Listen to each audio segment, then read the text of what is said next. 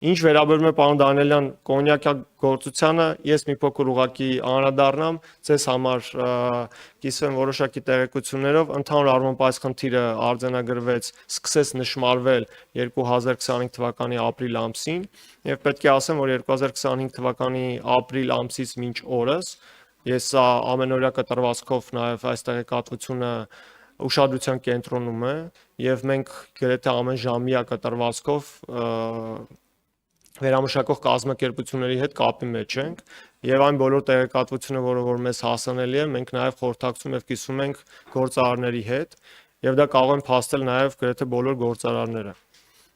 Նշեմ, որ ապրիլ ամսվանից մինչ օրս ընդհանուր առմամբ լրացվել է մաքսային 557 դեկլարացիա, արտահանման դեկլարացիա,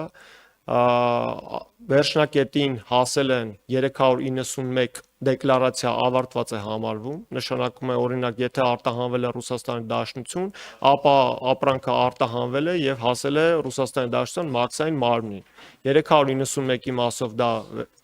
ավարտված է, դա 70% է։ Պարոն Դանիելյան, ձեզ կհետաքրքրի նաեւ այս թիվը, հունիսի 1-ից մինչ օրս, հունիսի 1-ից մինչ